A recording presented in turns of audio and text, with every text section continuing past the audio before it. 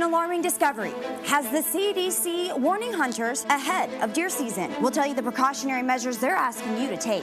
And revisiting a town legend. His love for the game took him to the pros, but his home always remained deep in the heart of Texas. And when we have more scenes like this in the afternoon, I'll give you details of your weekend forecast coming up. But first, we come to you live from Fox Football Live's Game of the Week. The Ballinger Bearcats hosting the Cisco Lobos. You're watching your Fox West Texas Live at 9. Good evening, everyone, and welcome to Fox West Texas Live at 9 with Dax Gray. I'm Tim O'Brien. We are on location at Bearcat Stadium in Ballinger for the Cisco Lobos and the Ballinger Bearcats for Fox West Texas and Fox Football Live's Game of the Week. This game is everything you'd expect it wasn't. The Lobos came out firing on all cylinders. They played great in the first half. This score is very tight right now. It's 13-9. Lobos, the undefeated season for the Bearcats, is in jeopardy. Yeah, you can see there's no real sense of urgency. Both teams kind of sitting back a little bit. There's no quick punch, right? Nobody's giving that knockout blow just yet. At a 13-9 game, not a whole lot of offense, staying a lot in the neutral zone. But Cisco Lobos, they're driving here over our shoulders as we speak. And remember to catch our highlight show tonight, Fox Football Live. That's at 10:30. We have highlights from the Wall game, the Central game, the Ballinger game. It's going to be awesome. Yeah, Jim Ned and Brady. Jim Ned's one of those undefeated teams left here in our viewing area in West Texas. So a lot of highlights coming up, but be sure to stick right here on Fox West Texas Live at 9. Kenny and Joe, back to you.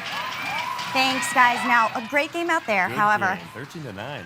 I know. And an unexpected game, actually. Right. If you're from Brady, Texas, chances are you have at least heard of the name Scott Appleton. The former Bulldog played on the field in the 1950s before taking it to the pros. But there's so much more to Appleton in the heart of Texas. Yes, our Phoenix O'Connor spoke with former teammates about the leadership he showed both on and off the field. Where you go, if you say anything about being a Brady Bulldog or being from Brady, normally the first thing you hear out of anybody is, do you know Scott Appleton? Yeah. Did you know Scott Appleton? He was born February 20th, 1942, and later became a star on the Brady High School football team. It was there on the field that some of his teammates still talk about his strength on the field. The defensive huddle, he came back to the huddle there one time after he ran through a runner. He ran through him. He didn't just hit him, he ran through him. We were playing Stanford in Stanislaus, state championship game. You guys remember, Stanford had first and goal right before half, about the 5-yard line. First play, first down, they ran it at me. I knocked my blocker down and got the tackle. And old Scott walked up to me and said, "Way to go, Arch." Appleton went on to University of Texas, where he was named a captain. In 1964, he was drafted in round 1 in both the American and National Football Leagues, playing for the Oilers, Chargers, Raiders, and Saints. Even though his career was skyrocketing, he began to deal with alcoholism, his battle for many years. But he still had the support of his former teammates. While he was there in Dallas, we really got close because he needed help at what he was doing too.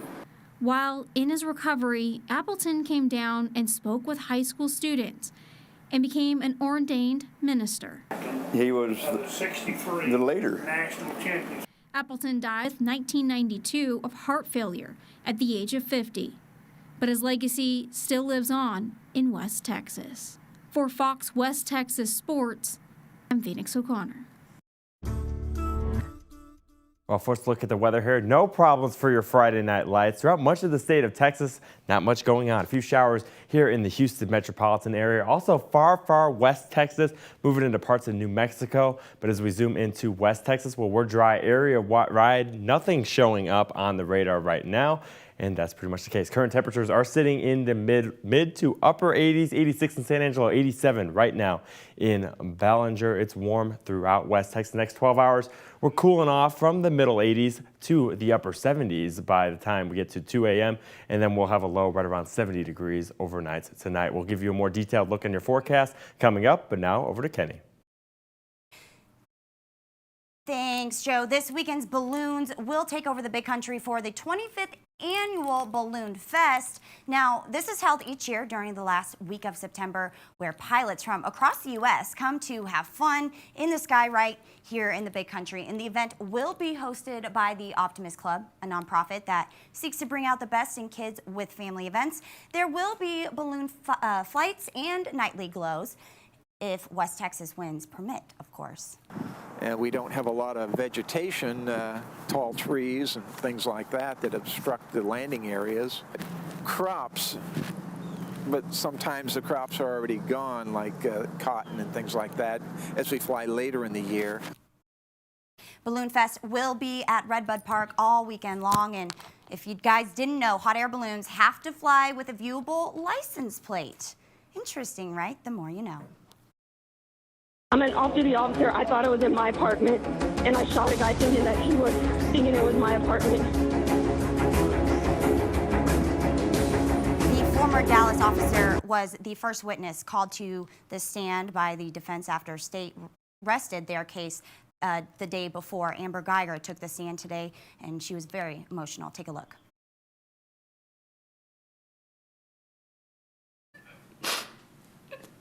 Amber Geiger at times sobbed on the stand, unable to control her emotions and apologizing for her actions the day she killed an innocent man. I hate that I have to live with this every single day of my life.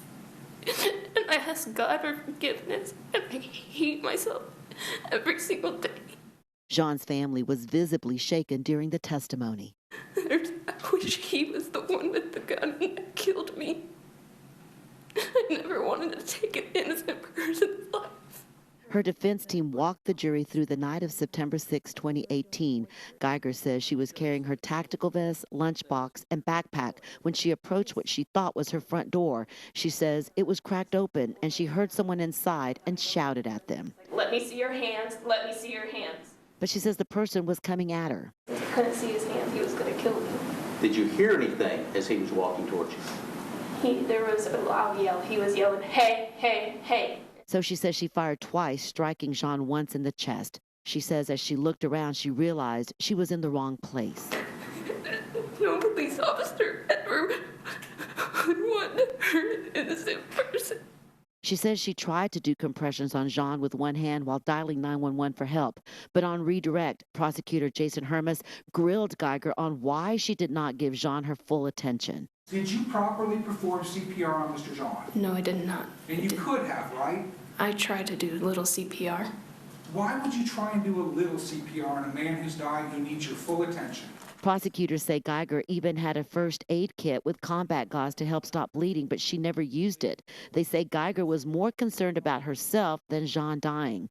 And they said at least twice she could have backed out of the apartment and called for backup instead of going in and using deadly force. When you shot at him twice, you intended to kill him.